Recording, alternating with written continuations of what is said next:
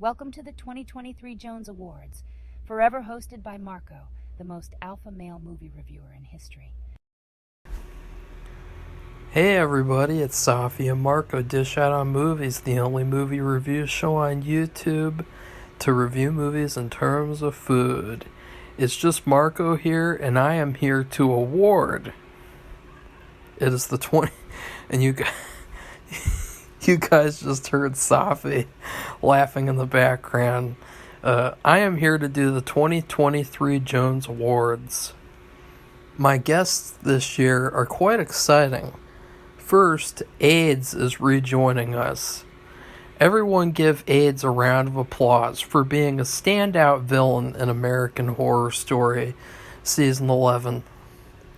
Everyone give AIDS a second round of applause for killing all the terribly written characters in American Horror Story Season 11. I am also joined by Beaver. Beaver as in Beaver Cleaver, Theodore Beaver Cleaver, real life beavers, and the best kind of beaver, Beaver. I decided to go with the beaver theme to make up for the lack of beaver in this video. That is, unless you're counting the ghost beaver. And I would also like to say that I picked the very timely setting of a creek in East Palestine, Ohio. You know, I thought it would be really fun to just stand in this creek because I never stand there in real life anymore. So, and I didn't know what else to do. Probably should have done my old house. Instead of paying and I apologize for the terribly monotone way that I'm speaking, but you know I can't really raise my voice like I would if I was trying to do this as a good video. I don't know how to explain it, and this is also my millionth attempt at filming this video because it sounds pretty terrible. I guess I shouldn't have written anything and I should have just spoken off the cuff. Instead of paying tribute to the tons of franchises that were killed last year, I wanted to pay tribute to something even more important: the boners I lost in 2022. I lost many boners in 2022, and I want to take you all to the boner graveyard. Cheers to the boners. They are gone, but not forgotten. Those are the one I lost when it was announced that there was once again no nudity in a Halloween film and Halloween Ends. The one I lost when Jurassic World Dominion had no Bryce Dallas Howard eye candy, aka the only fucking reason I even watched the movie. The one Jenna Ortega sabotaged when she did what she did to her boyfriend and ex. The one I lost in Moonfall when Halle Berry wouldn't take one for the team so the guy saving the world didn't die a virgin. The one I lost in Deep Water when I realized 2022 erotic thrillers didn't have anything erotic in them at all. The one I lost in Mothman when the actress from Guilt scowled at the camera. The one I lost in Tar. Oh wait, I never lost one in Tar. The one I never ever had in Jackass Forever. The one I lost in Terrifier 2, when I realized there was still an hour of this shitty movie left and I was stuck with the most boring, bland final girl in horror film history. The one I lost in Windfall, when Lily Collins somehow messed up the entire movie just so that a plot twist could happen. The one I lost when I found out Sherry Moon Zombie was playing Lily Munster in The Munsters. The one I lost in Jerry and Marge Go Large when I discovered it wasn't a BBW porno. The one I lost in Queen of Hearts when I realized it would be the last Twin Peaks movie or show we'll ever get. The one I lost in Bullet Train when I realized it wasn't about a girl. Never mind, I'm not going to say that one. I'm not going to say that one. The one I lost in Texas Chainsaw Massacre when the main female characters open their mouths. In particular, in the movie and in real life, when they were describing these awful characters as the cool kids. And that's when I knew that, like, ugh. And then the one I lost in Top Gun Maverick, when I realized Jennifer Connelly wasn't going ass to ass with Lady Gaga at the end. And most importantly, the one I lost when I found out what horrible thing Jennifer Jones did to her first husband. Let's take a moment to talk about Jennifer Jones, who's the whole reason for these awards. She basically slept her way to the top in Hollywood.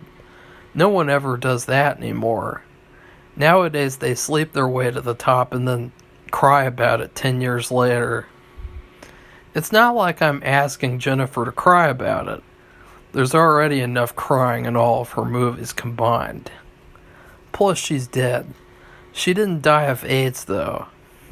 Anyways, this is the Jones Awards. In honor of her crying, let's take a look at an ever-growing highlight reel of her delicious, all-natural tears. Honey, what's the matter with you?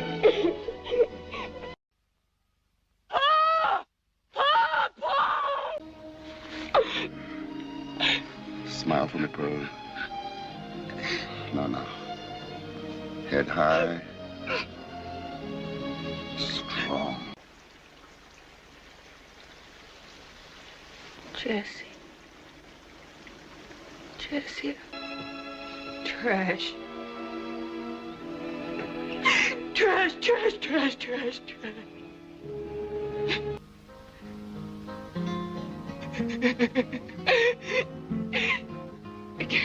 scum. No.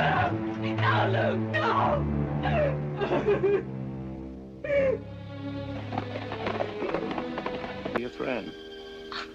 Oh, Jesse, after your ma died, I just didn't want to go on living no more. I know, Pearl, I know. But... Hurry, honey. Hold on, Lou! Hold on! Hurry. Wait for me, Lou! Wait for me!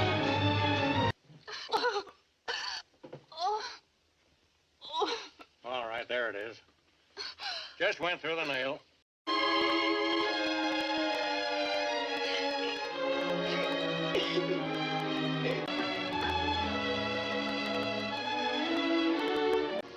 I see that you lied to me, and I see why. You thought me dirty and cheap. No, my darling, no. But I'm not. Curtain, Miss Medenda. I ruined. Now for the awards. Best Sound. Amityville Karen. Ha ha ha. Just kidding. Fucktards. Best Editing. Everything, Everywhere, All at Once. I mean, I don't think anything else would deserve an editing award except that. I mean, come on. Best Costume Design. Bullet Train. I had a hard time with this one, honestly. There wasn't really many standout costumes last year in movies. You know, so many costumes in modern movies are just computer generated. So none of them really impressed me very much. But Bullet Train, at least they had some cool, fun, poppy costumes. Best Cinematography, Top Gun Maverick. And of course, they actually took the cameras up in real planes, flew them around. I think that that's extremely impressive. I think that, you know, they did a really good job with filming this movie. Best Production Design, The Munsters. Even though this movie, a lot of people hated it, I don't think that people would disagree that with the limited money he had, that Rob Zombie did a good job making these cool sets and these gothic, locations and these places like mad scientists laboratories, and it really did look vintage and it looked cool, and I thought it looked very Halloween-y and great. Best original score, Texas Chainsaw Massacre. Now, the music in this movie, nothing else stood a chance going up against this movie in its music. It's visceral, it's hard hitting. They actually took like real sounds from like a slaughterhouse and these industrial sounds, and they crafted like really good music, and I felt like it was just perfect. It was so like refreshing, and it was so fitting. It was the first time in a Texas Chainsaw movie where you had a score the entire way through that felt like it was really good and it really fit the movie. There's no other Texas Chainsaw movie where the score is any good. And I'm sorry, but that's just the truth. Like, I don't care what you think about the movie itself, but the music was phenomenal. Best makeup and hairstyle, I give it to Terrifier 2. I mean, he was basically begging for it with this movie. He really, really wanted to show off the makeup and everything. And, it was good. It was very good. Best adapted screenplay goes to The Black Phone. This was just... I wanted to applaud the people who quit Doctor Strange 2 when their vision was being fucked with, and instead they went over and did The Black Phone. And I really thought that it was a script that was worth it. It's not the greatest movie, it's not the worst movie, but it was a refreshing and original movie. It was a interesting, entertaining, it felt vintage, it felt like it was made in the 70s, which was cool. And I really felt like the script was a highlight. For the most part, this award was also hard because there were so many bad screenplays. Adapted screenplays, I should say. Best visual effects, Everything Everywhere All at Once. I don't see how you could give anything else this award. Best original screenplay, no one. And see, there you go. That's how limited I was in choosing good screenplays. I mean, and to be fair, it really fits with what I talk about, which is that writing is at an all-time low in modern day Hollywood because they're so focused on censorship and agendas and not offending people, and they don't even write any good scripts. So no one deserves it. Sorry. Best director, I gotta give it to the guy who made Queen of Hearts. He had to deal with all these retards who gossiped and in the Twin Peaks community, and they were jealous that he was making his film, and they made up all this bullshit about him, and they did the same types of things that people have done with me and when I've been making my movie. And so I really think that he deserves it because he made a Twin Peaks thing, which for some reason the creator of Twin Peaks, he has like a major malfunction, and it's hard for him to do that. So I really have to applaud somebody else taking the reign and just saying, F it, I'm gonna make Twin Peaks, and even though it's a fan film, it's still Twin Peaks. Best supporting actor, Tobey Maguire in Babylon. As soon as he came on screen, he immediately stole the show, and I really thought he was the best part of that awful movie. I wouldn't ever go back and watch it again, but if I was forced to, I would just watch his sequence, and that's it. Best supporting actress, Madeline McGraw in The Black Phone. This was the little sister of the main character. I thought that she did a really, really good job. She was hilarious. She was like a Stephen King character. And she was cool. Like, she was genuinely a good child actress, which is hard to find nowadays. You know, you see a lot of bad kid actors, and then you don't want to say anything because you don't want to be mean and rude. And this is an exception where it's like, you know, she did a really, really good job. And honestly, I couldn't imagine giving the award to anyone else for supporting actress. Best actress, Georgina Campbell in Barbarian.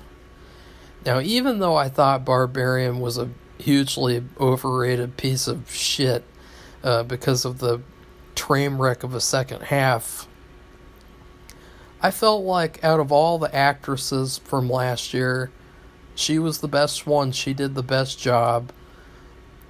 It was the performance that I remembered the most, and I remembered, like, yeah, I really, really liked her. I really liked Bill Skarsgård too, but he was not in it as much as I wanted him to be, so I couldn't give it to him. So I really think that she deserves it for 2022. And you guys can tell just how bad the movie industry is by, like, the fact that, like, I don't even have any other nominations. Like, that's not on purpose to, like, shorten this video. It's literally because I can't think of anyone else who deserves these awards, which is pretty bad. Best actor, I give to David Howard Thornton in Terrifier 2. I thought he did a fantastic job as Art the Clown. He is a top-tier slasher villain. He is better than the entire movie. You know, like, he really makes the movie. If the movie didn't have him, it would be a piece of flaming trash, even more than it already is. So they're really lucky that they got that guy to be in the film.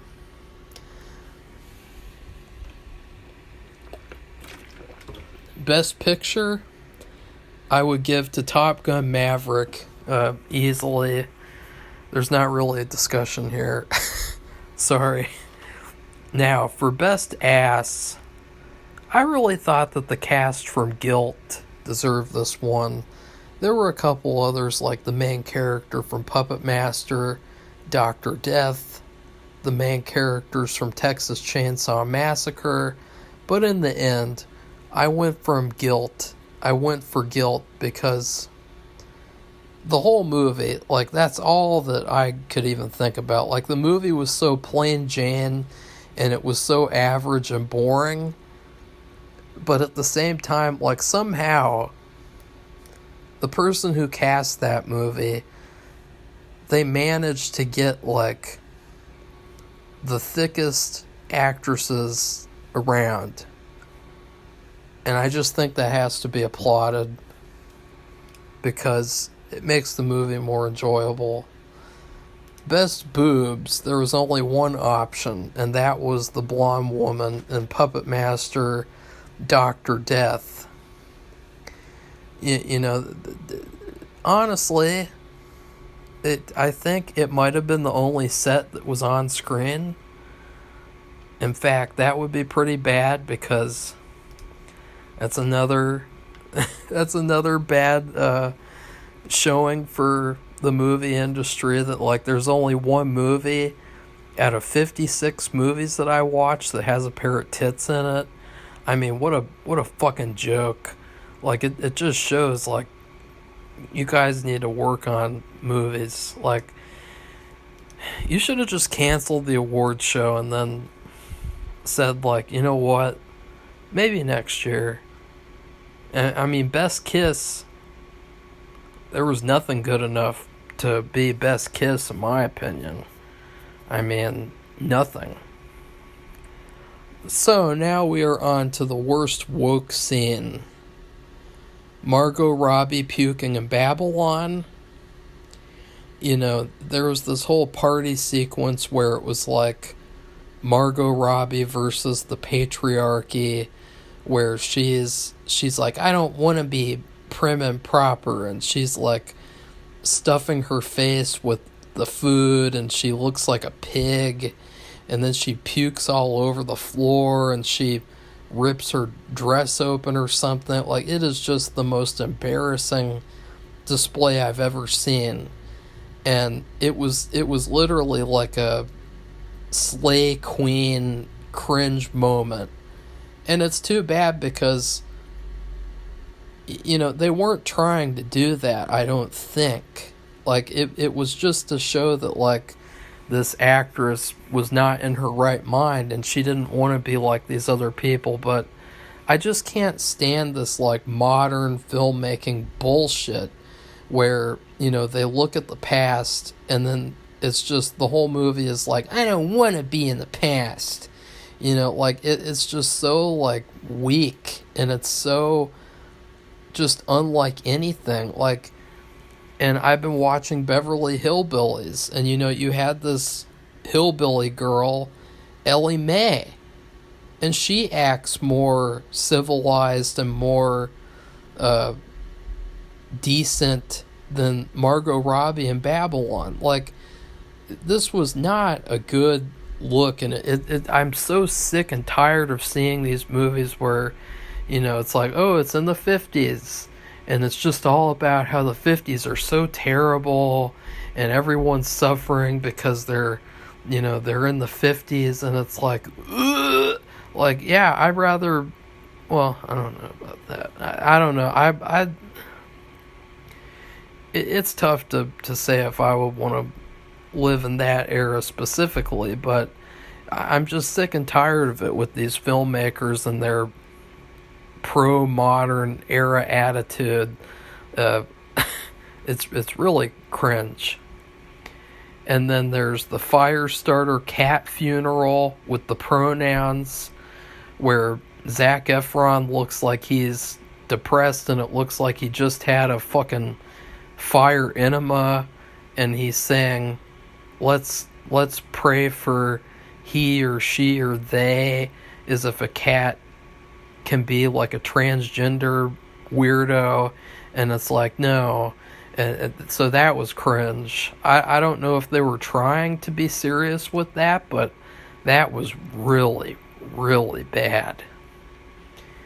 And then the cuckold wedding in Doctor Strange 2, that was cringeworthy.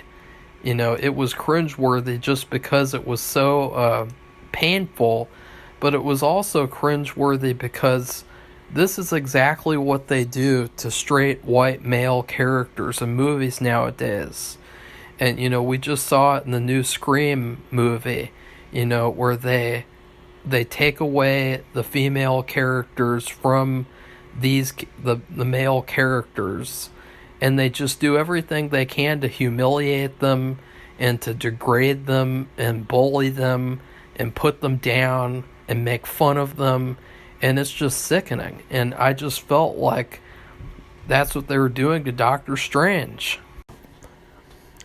And the turning red, show your tail ending was extremely disgusting. You know, mostly everything in Turning Red was disgusting, but this in particular, it was just the ultimate FU, because we all know what they meant when they put that in the movie, and it's just,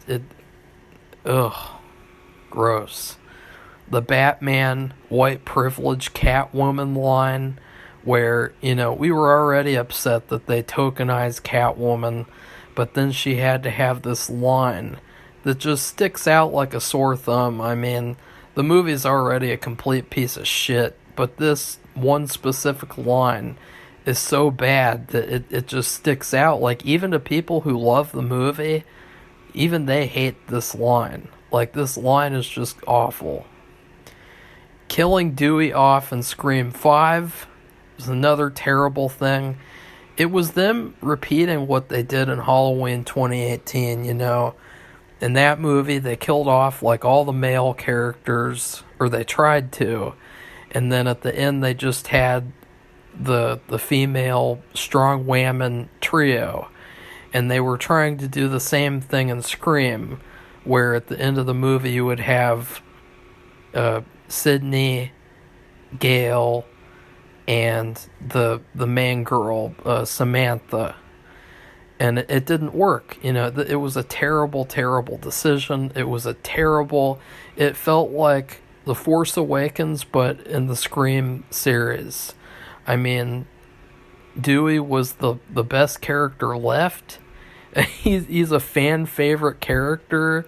He's extremely likable, and it was a horrible, horrible injustice for his character to be killed off. Really, really bad. And then the first 25 minutes of Texas Chainsaw Massacre, well, spoiler alert, the winner of this worst woke scene is the first 25 minutes of Texas Chainsaw Massacre.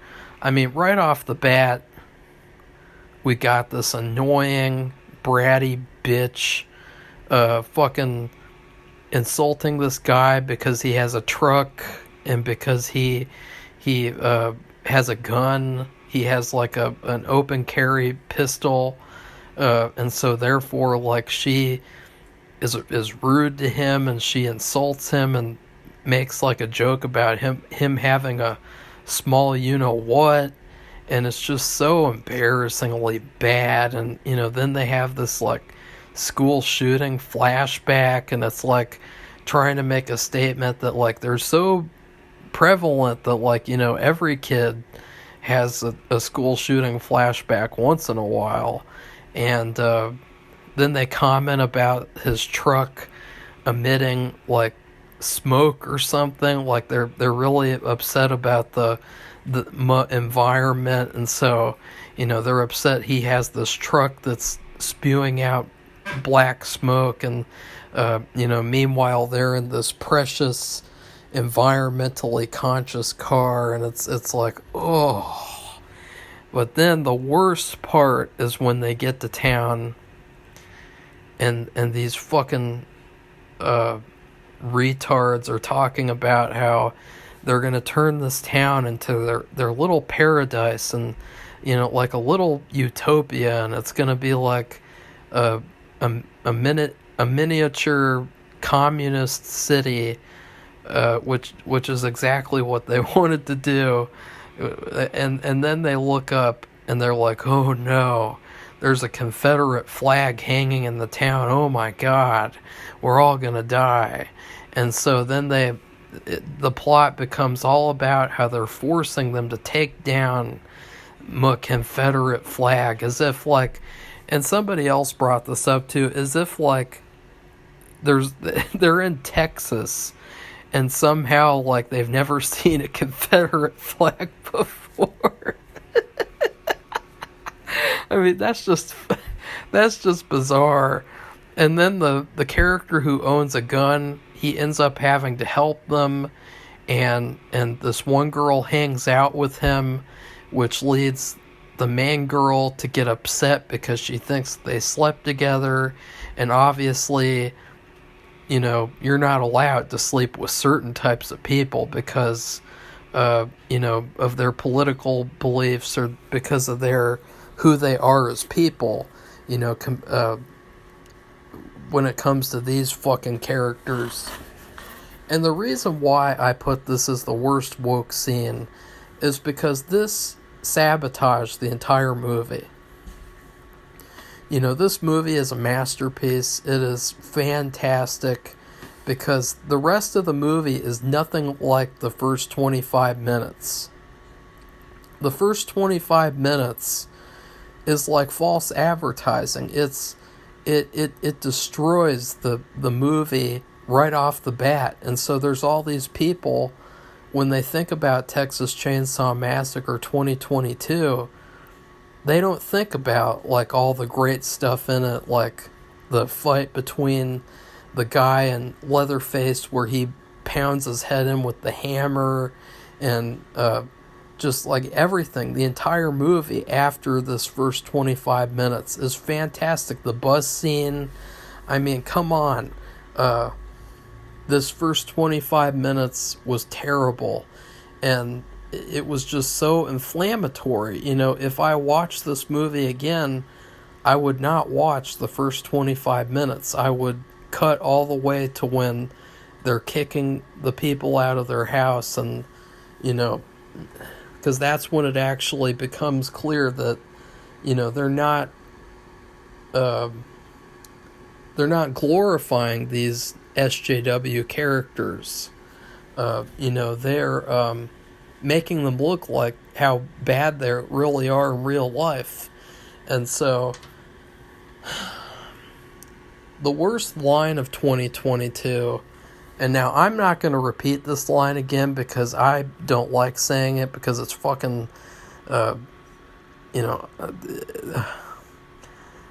it's in Snow Day 2022 when the main character says that this other guy is a snack, and he can't deny it any longer. And I'm sorry, but no straight man would say that line.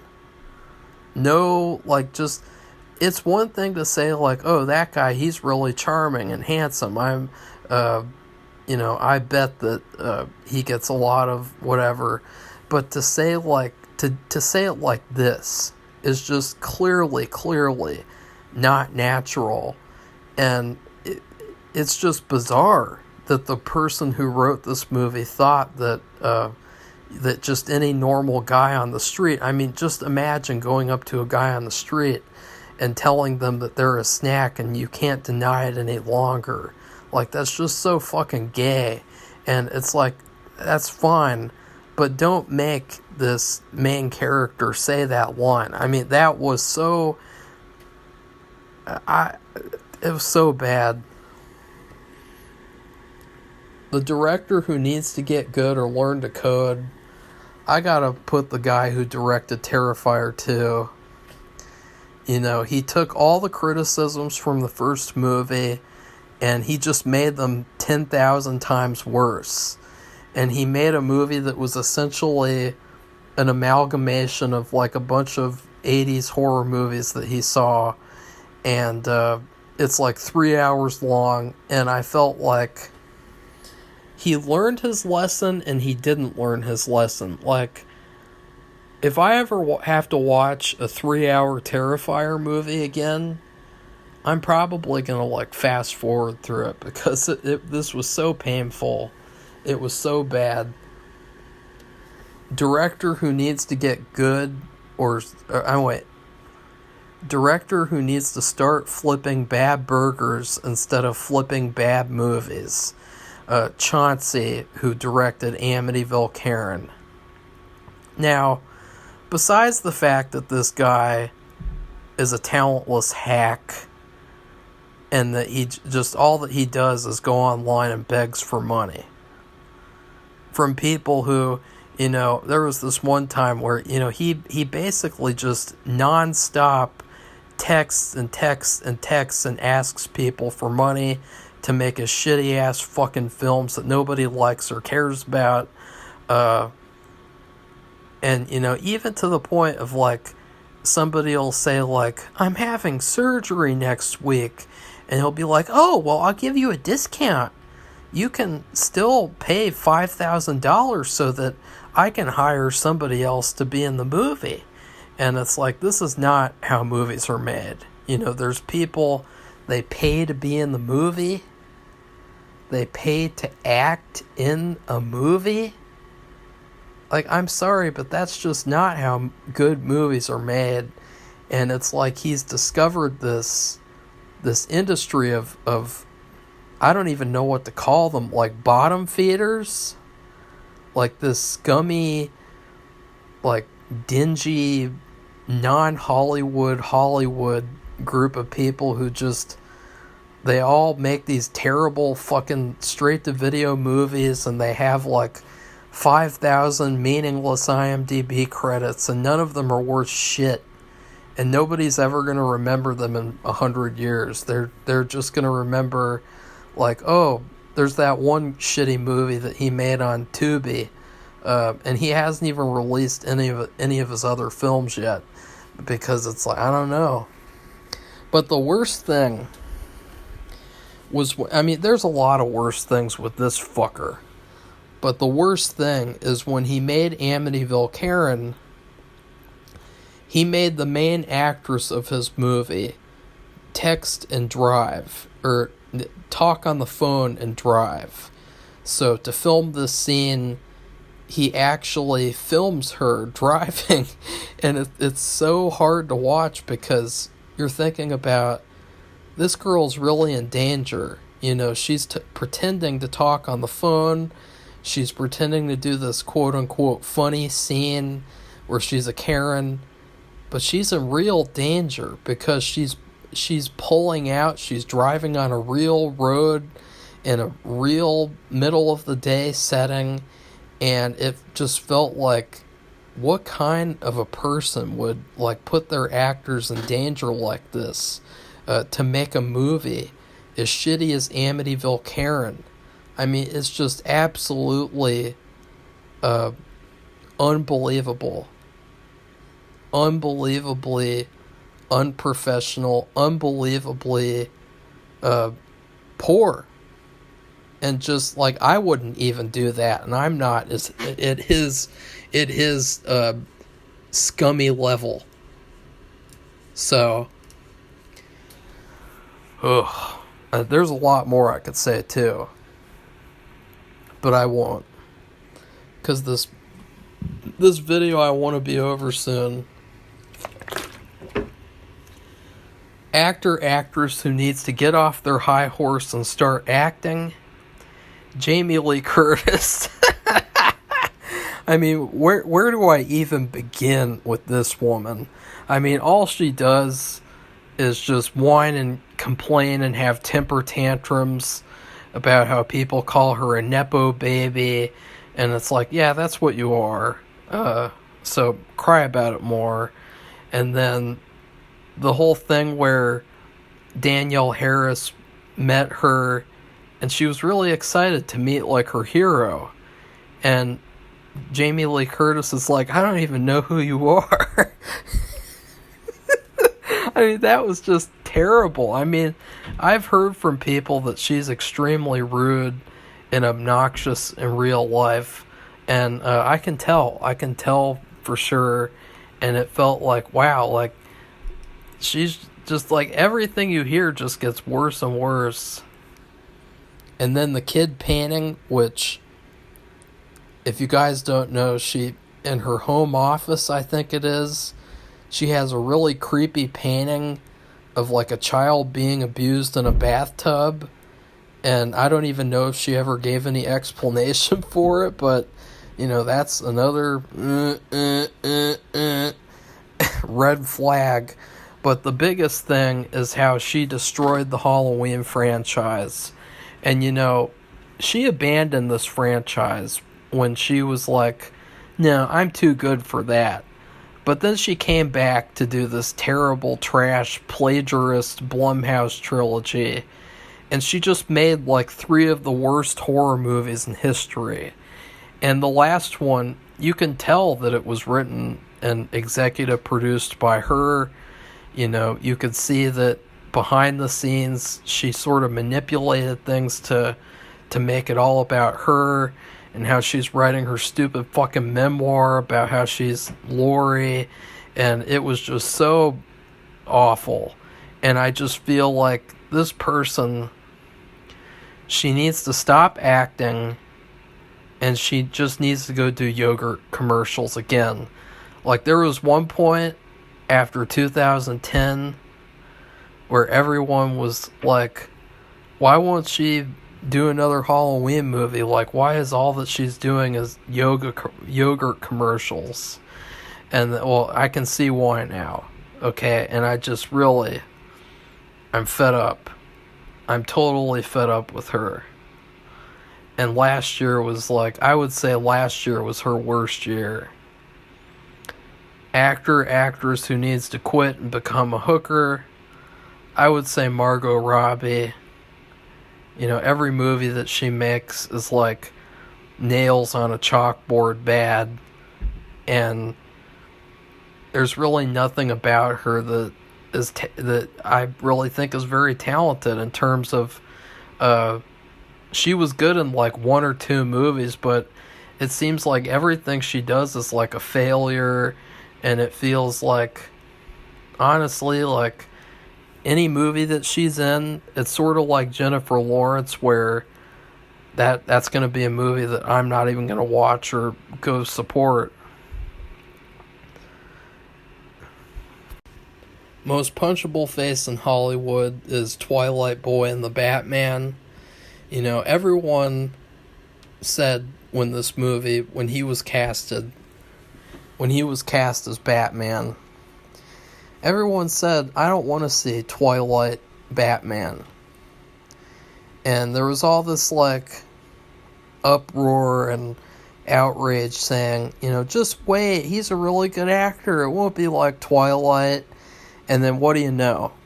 It's 3 hours of him crying and his eyeliner running and him moping around like a little bitch. And it's just Twilight. It's fucking Twilight Batman. And honestly, I'd love to just pick up a Steelbook Blu-ray of the Batman that was left over at the dumpster at the back of a Best Buy, and then just go whack, whack, whack, and then just, I'm just kidding, but that's the most punchable face in Hollywood for 2022. Biggest waste of money goes to Babylon. I mean, I don't know what they were thinking. You know, there's this trend nowadays where you'll have these directors and they'll make one really good movie and people will overhype them and say they're the greatest director of all time, and then they'll make another movie that's less good, and then they'll make another movie that's even less good. And that's the case, and it's the same case for, like, you know, Jordan Peele. In fact, I would call it like the Jordan Peele syndrome, because Babylon should not have cost hundreds of $millions. You should not have given that money to this guy. He should have made something a lot smaller scale, because you could see here that this wasn't like a Wolf of Wall Street situation where the excess was realistic to that guy and what he actually did in real life. This was like play pretend. I know all this stuff about the 20s, but I really don't. And it was just really bad. Actor who needs to be checked for a mangina, Tom Holland in Uncharted. This is the second time that Tom Holland has taken this award. I wonder why. And yeah, like, I just wanted to give an award to him for Uncharted for how bad this was. I would say that casting Tom Holland in Uncharted is one of the top 5 worst casting decisions in movie history. And yeah, most brain dead movie, Jurassic World Dominion. I don't know what they were thinking when they wrote this movie. Honestly, I wouldn't have cared if they had just had a little bit of you know, but they didn't. And so, it's trash. The MILF Award goes to Cate Blanchett and Tar. I don't need to elaborate more on that. You guys can just see for yourselves. Movie that was missing a good editor was Babylon.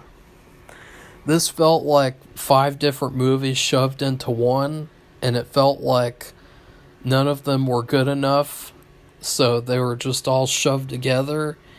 And just especially with the last 10 minutes of this movie, with the pretentious, cringeworthy montage of like this guy in a theater and he's seeing like the future, it almost made me like want to throw up, because it was so pretentious and so like, okay, like this is enough for me. Like, it was so bad.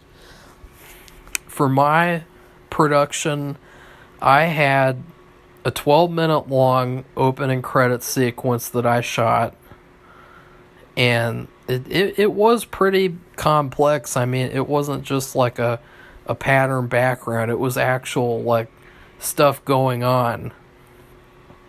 But there was also a 6-minute version, and I was really debating over which version would be better to put in the film. And after watching Babylon, I'm trying to make everything as short as possible, because it was so bad that, like, I don't want people to have the Babylon experience watching something that I make. So, worst diversity hire is female Randy in Scream 5. You know, this is something that I didn't talk about in my Scream 6 review, but female Randy, she's trash in Scream 5, and the reason why is because Randy is supposed to be the everyman. He's supposed to be relatable. He's supposed to be a film fan, and he's supposed to be like just any guy who goes to the theater and sees a Scream movie. Like, he's supposed to be relatable. And female Randy is not likable or relatable at all. She's this niche stereotype of like a lesbian, letterboxed college girl. She's full of herself. She's obnoxious. She's pretentious. She's unlikable. And I'm glad that they improved her for Scream 6, but still, for Scream 5, she definitely was the worst diversity hire, because she's such a niche stereotype. She's not going to be relatable to everyone watching the movie. She's only going to be relatable to like a couple of fucking Tumblr fanfiction writers. The worst cast of the year is the people in Amityville Karen, most of whom paid to be in the movie, which, wow. I mean, it's like in that Ed Wood movie where that one guy says that he won't give them the money unless he can be in the film somewhere, and like that's this entire movie is just this huge group of people who were like, I want to be in a movie. And so they paid this fucktard to go there to Los Angeles and to be in this awful, terrible film. And it's horrible acting. I mean, the only good acting in the whole movie is James Duvall. And he wasn't the best, but he was good. He was the only good actor in the entire film. Everyone else was just atrocious. And it's because most of them have never done anything. They don't have any practice. Funniest movie scene is in Entropy. There's this really hilarious scene where one of the guys is infected, and his arms have formed this like tentacle ring, and it looks like it's made out of like paper mache, and it is probably one of the funniest scenes I've ever seen, because just out of nowhere they cut to this scene where you see the main character and he's being like strangled by this guy's like tentacle arm thing, and it's just so funny, and it's so random and hilarious. Scariest movie scene? None. Best action scene? There really wasn't many good action scenes. Just kidding. The puppets taking out the bad guys in Puppet Master Revival. I felt like that was everything that Puppet Master wasn't giving me from Full Moon. just because it's a fan film, that doesn't delegitimize the movie for me. So, props to them for doing that. The saddest movie scene was the end of Beavis and Butthead Do the Universe, when the astronaut woman does not sleep with Beavis and Butthead, and she instead gets with one of their variants, the ones that look like testicle alien people. Best up-and-comer is Fabi Aguirre from Snow Day 2022.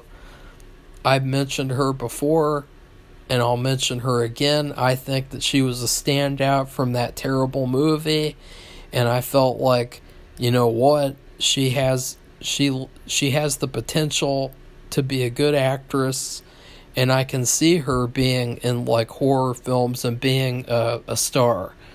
So I really felt like she's I didn't really know who else to pick too. Like, I thought I could have picked Georgina Campbell or Madeline McGraw, but I already gave them awards. So, I already said that they're good and that they're going to do great things. So I wanted to highlight someone else who's very much deserving, because I think people are just going to watch this horrible Snow Day remake and they're just going to write everyone off. And even though I hated the movie, I'm not going to write people off if they're really good at acting. Best movie poster was Barbarian. I got really, really excited to see this movie. Like, I was really, really hyped up. All because the poster had this retro look to it. And it has all this red. And it just looks so amazing and so good. And even though the movie's mostly trash, I love the poster more than any other poster. Best stunts, I would give to Top Gun Maverick. I would say that these people, they put their lives on the line to make this movie, and they really deserve praise for doing the stunts that they did. And then finally, movie that needs to be erased from history, Amityville Karen. I can't say enough bad things about this horrible movie. And the worst thing about it is that, he made like 7 other movies that, they're all going to be released too, to entertain the world and make them want to throw up. So anyways, that's it for the Jones Awards. I'm going to get this shit over with. Bye.